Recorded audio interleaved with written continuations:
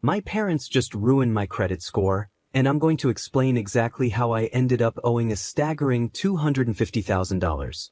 I'm 23 years old, fresh out of college, and I've been dealing with a problem that has been slowly building up over the years. My parents have always shown a clear preference for my twin sister, Julie, and it's something I've struggled with for a long time. After high school, I was excited about studying law. I had high hopes of securing a scholarship to help cover the costs. But my parents weren't as optimistic. They insisted that I apply for an education loan to secure my spot at college as soon as possible. Since I was still under 17 at the time, I had little understanding of how loans worked. I trusted my parents' judgment and agreed to take out the loan, believing they had my best interests at heart. Most of the loan paperwork was handled by my parents. They took care of everything, and I simply signed wherever they asked me to, not fully understanding what I was committing to. Then the scholarship results came in.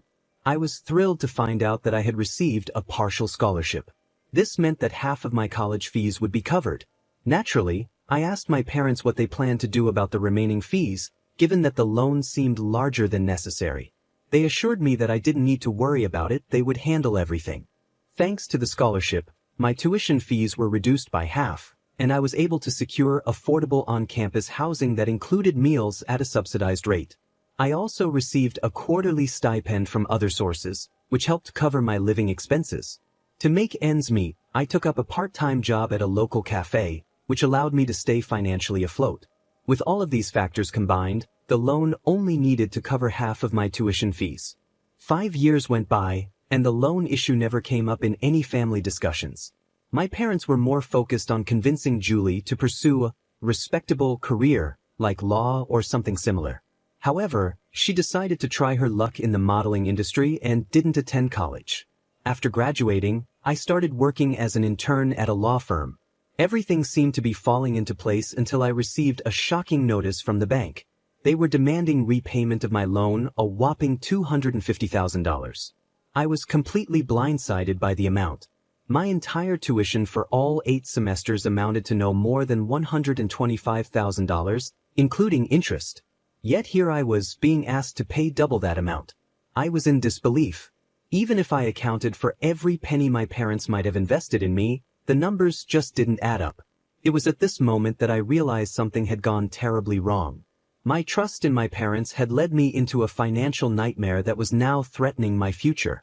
When I was moving into my college dorm, I was confident that the total amount of my expenses wouldn't exceed $140,000. However, when I received a notice from the bank about the $250,000 loan, I was shocked and immediately called my parents to get some clarity.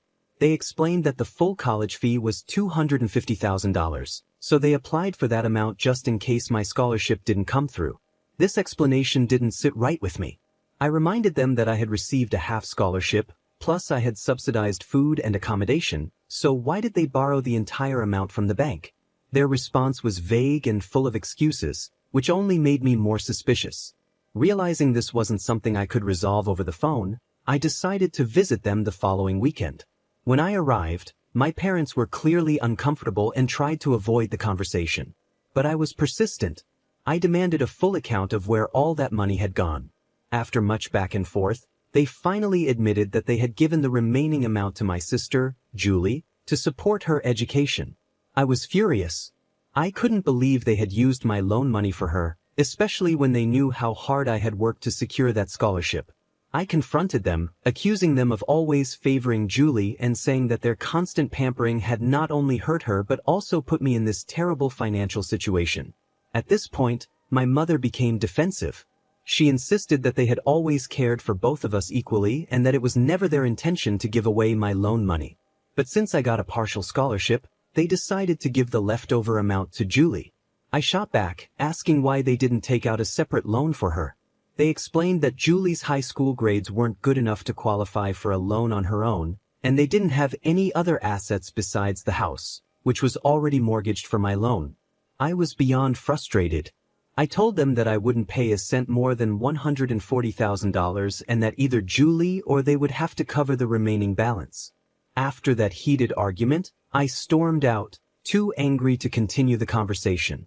The next morning, I was trying to relax in my room when my father knocked on my door. He said he wanted to have an adult conversation with me, but it was, unsurprisingly, about the loan again. He explained that as a father he felt it was his responsibility to secure the future for both of his children, and that's why he did what he did. I asked him how he could justify giving such a large amount of money to Julie when she didn't even attend college. He admitted that he had tried to persuade her to join, but she was determined to pursue a modeling career instead. I couldn't help but sarcastically ask if she had managed to achieve any success in those 5 years. My father sighed and said no, but he didn't feel he could stop her from trying. At that moment, I realized just how deeply my parents' favoritism for Julie had affected our lives. Their choices had not only put me in a financial bind but had also done little to actually help Julie in the long run. I felt a pang of guilt for the harsh words I had used, but I couldn't help it. The thought of being saddled with a $250,000 debt was overwhelming. I told my father that the amount was simply too much for me to handle. He tried to reassure me, saying that I was earning a decent stipend from my current job, and once I transitioned to full-time work, I would be making enough money to repay the loan without too much difficulty.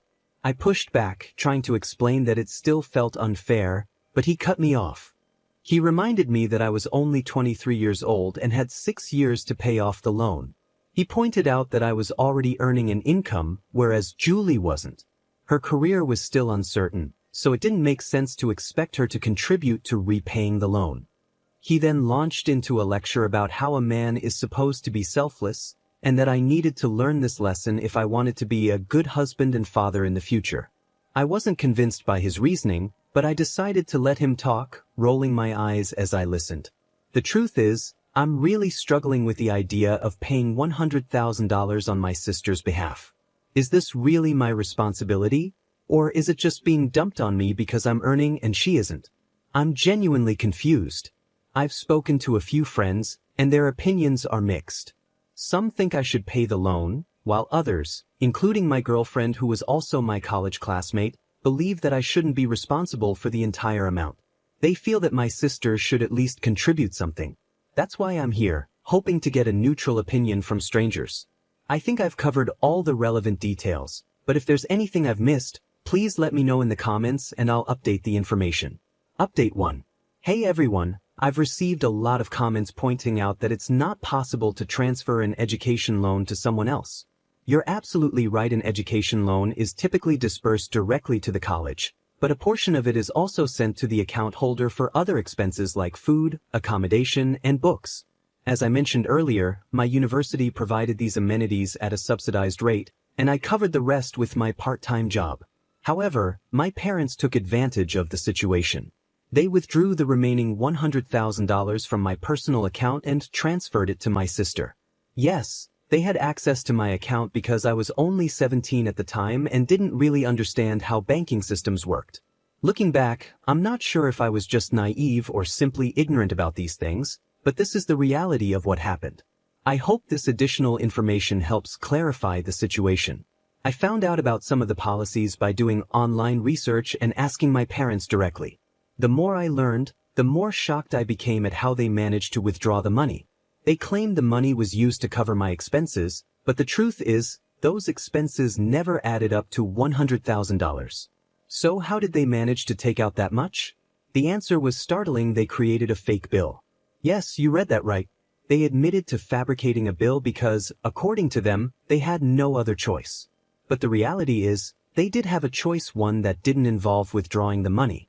During our conversation, I walked out on them several times, overwhelmed by the situation. But I quickly realized that storming out wasn't going to solve anything.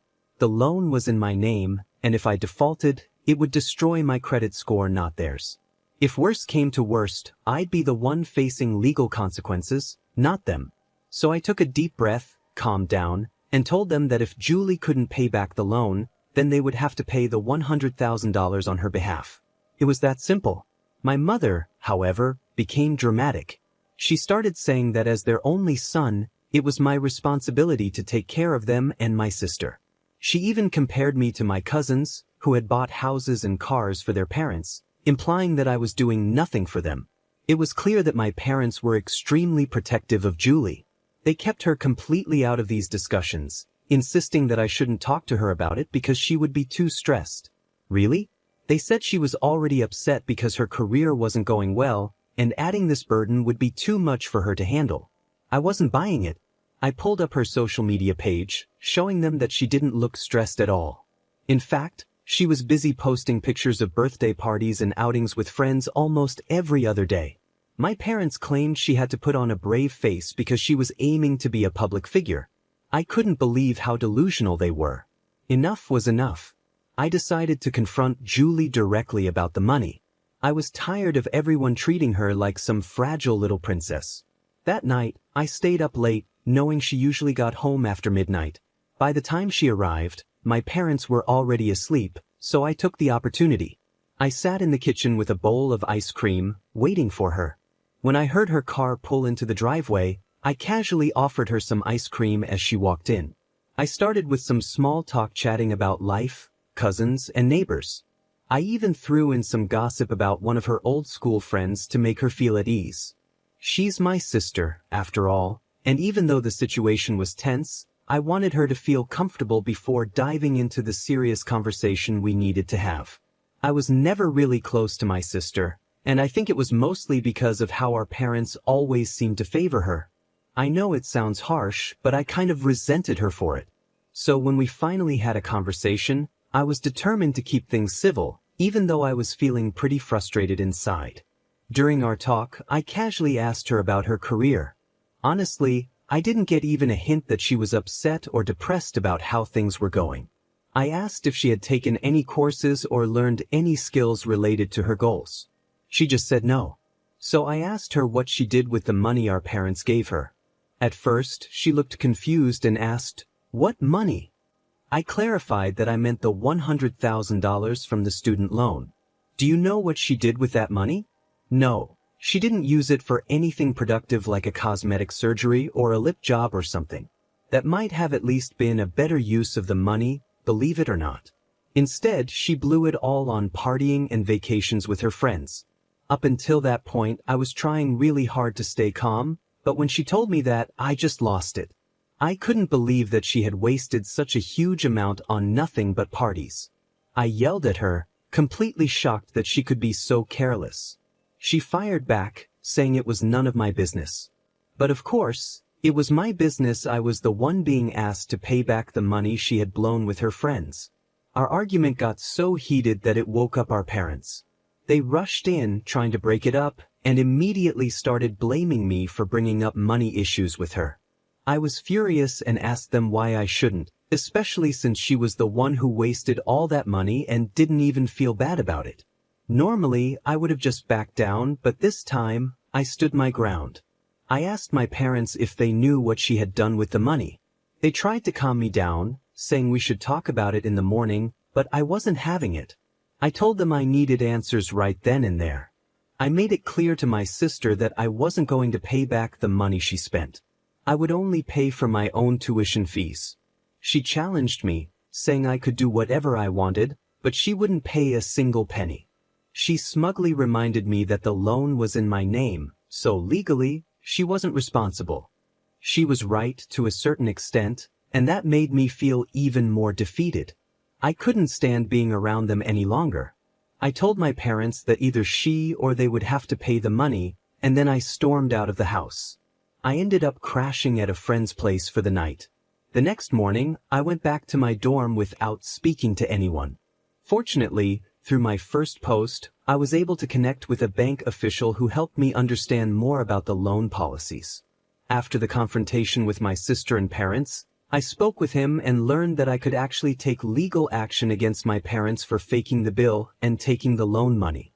But before I decided to go down that path, I knew I had to think things through carefully. I had to gather all the original bills, and it wasn't easy. Most of them were lost when I moved from my college dorm to my condo after graduation. It took me several days of digging through old emails and apps to finally collect all the soft copies of the bills. After I left home that morning in a fit of anger, my parents didn't even bother to call or check up on me. Under normal circumstances, I wouldn't have cared, but I had stormed out in a rage, and they still ignored me. I wasn't eager to talk to them either, so I decided to do what they least wanted: confront their precious daughter, Julie. I sent her excerpts from the law that detailed the penalties for loan forgery in our jurisdiction. I made it clear that if they didn't pay back the $40,000 plus the $60,000, totaling $100,000, I would sue them for fraud. I also mentioned that I had all the original bills and wasn't afraid to take this to court, even though they were my parents. Julie didn't respond, but a few moments later, I got a call from my dad. I didn't answer and instead left a voice note, saying that they were the greedy ones for expecting me to shoulder this burden. And really, calling Julie my younger sister? She's only 5 minutes younger than me, for goodness sake. I might have considered paying if she had used the money wisely or shown any guilt for wasting it. But no, she was proud of blowing it all, and my parents seemed to think they had a right to my earnings just because I had a job. I forwarded the same message I sent to Julie to my dad. He didn't respond, but my mom did. She labeled me as greedy, stubborn, and self-centered. I told her I didn't care what they called me, but they needed to pay back the money regardless.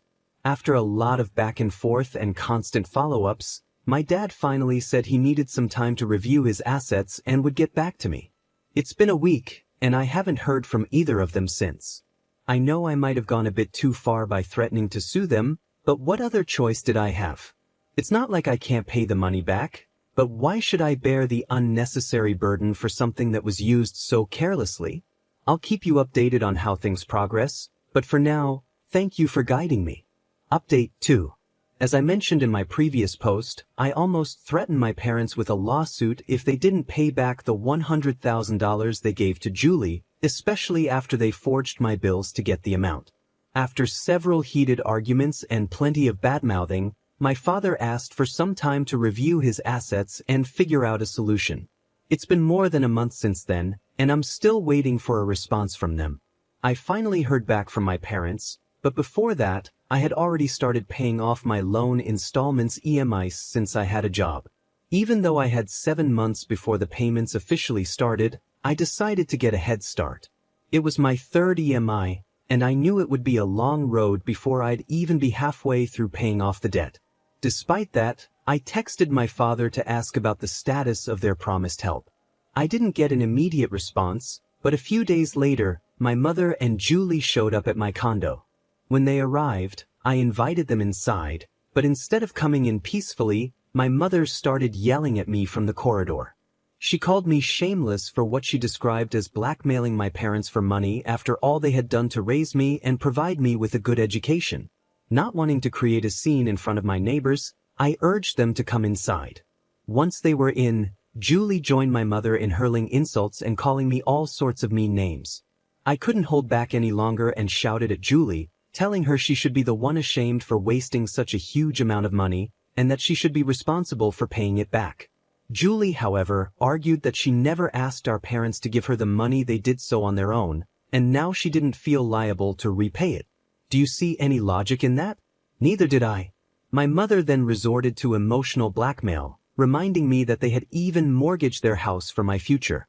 I lost my patience and told them that if that was the case, I'd stop paying the EMIs and let the bank auction the house to recover the loan amount. At that point, they realized I wasn't going to be swayed. They left, cursing me as they walked out. About a month later, I followed up with my father again, insisting that they needed to pay back the money. He replied, saying they were planning to partition the backside of the house to rent it out, and that the rental income would be used to pay the EMI for Julie's share of the loan. While I felt bad that our family home had to be split up to repay the loan, I knew Julie should feel even guiltier, but she didn't. Instead, she continued to blame me for disrupting the peace in the household. I've stopped caring about her accusations. For now, I'm continuing to pay the EMIs. I spoke with the bank manager about the loan term, and he told me I still had 3 more years before the $140,000 would be fully paid off. So, I have 4 years to try and squeeze the money out of my parents' pockets. Hopefully, by then, they'll be able to come up with the money. I'll keep you updated if anything changes. Update 3. Hey everyone, I know some of you have been wondering where I went. It's been 4 years since I posted my story here, and a lot has changed during that time. I'm now a corporate lawyer living in United States. I'm engaged to my college sweetheart, who I mentioned in my previous post, and we're planning our wedding for next year. On top of that, I'm finally free from my student loan. I've paid it off completely. While I'm incredibly grateful for all I've accomplished, I can't help but feel sad about how strained my relationship with my parents has become. As I mentioned in my last update, my father agreed to rent out half of our house to cover Julie's loan payments. He did make a few payments, but everything changed when he found out I had landed a high-paying job at a big corporate company. Suddenly, he stopped paying the EMIs. At first, he had all kinds of excuses. He said the tenant wasn't paying rent, my mother's medical bills had increased, or that he was in debt because of his business. For the last 1.5 years, he kept delaying the payments with one excuse after another. Since moving to United States, I hadn't visited home because I didn't feel comfortable there anymore. I believed his excuses for a while, but then I decided to call my aunt, who lives next door to my parents. What she told me was a shock. There was no truth to my father's excuses. In fact, my parents had built 3 more floors on top of their house and rented them out, making a good income. They were actually living quite comfortably, enjoying a lavish lifestyle. When I asked my aunt about Julie's career, she just laughed and said Julie was never serious about it. She had always intended to live off my parents' money. This revelation left me confused and hurt. I asked my aunt if she was sure about all of this, and she assured me it was true. She even mentioned that my mother and Julie regularly flaunted their designer clothes and new jewelry at family gatherings. To prove it, she sent me pictures from a few events. I was heartbroken to realize that my parents were just using me for money. Angry and betrayed, I sent my father a final ultimatum. I told him that if they didn't start paying back the money, I would have no choice but to file a police complaint against them. By then, I was already in United States, and I warned him that I would default on the loan, which would result in them losing the house they had mortgaged. I also made it clear that I no longer needed any credit from the bank, so I wasn't afraid of the consequences. I decided that I didn't care about taking a hit on my credit score anymore. It just didn't matter to me. The same toxic cycle continued, where my parents and sister ganged up on me, verbally abusing me to the point where I almost considered just paying off the entire debt to get them off my back. Thankfully, my girlfriend stood by me through it all. She helped me stay strong and even got her sister involved, who happens to work with the police. Her sister called my parents and informed them that I was at the police station, ready to file a forgery complaint against them. Although it wasn't a criminal case, they suggested an out-of-court settlement. I felt bad about having to resort to such measures, but I knew it was necessary.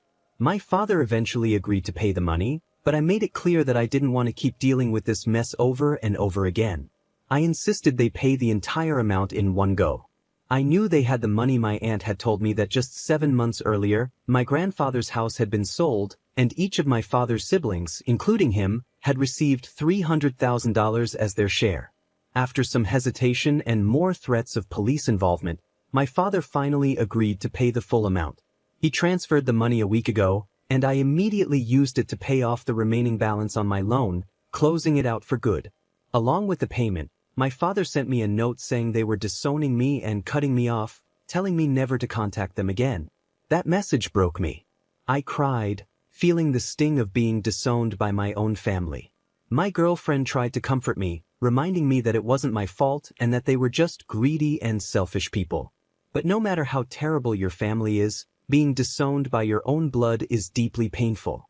For a moment, I even blamed myself for the whole situation and thought about giving them the money back. But as my emotions settled, I realized that no matter what I did for them, they would never truly value or appreciate me.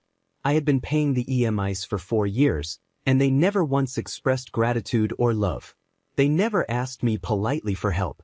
They always demanded it as if they were entitled to it.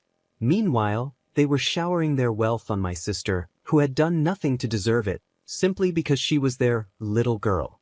In the end, I understood that it wasn't my fault, and cutting ties with them might have been the best thing I could do for my own well-being. I still can't fully understand the logic behind the bias my parents had. I know some people might criticize me for threatening my parents and demanding the money, but I believe it was fair. I've moved past the guilt, and I no longer care about the labels others might put on me. I wanted to make this final update because there were a few people in the community who really helped me understand the complexities of the loan policy when I was too young and naive to figure it out on my own. So, thank you for listening to my story and for all the support. Now, let's get straight to the point. I noticed that some comments on my original post were critical of my actions, saying that I shouldn't have gone after my family to get the money back. They felt it was my responsibility to help my sister and my family. About 20 to 25% of the comments shared that view. However, the majority, about 80%, supported my decision, agreeing that it wasn't my responsibility to cover the debt, especially since my sister didn't even use the money for education. I'd really like to hear your thoughts on this. Feel free to share your opinions in the comments section below, and let's discuss it together. This story has had its share of ups and downs, so I'm interested in what you all think.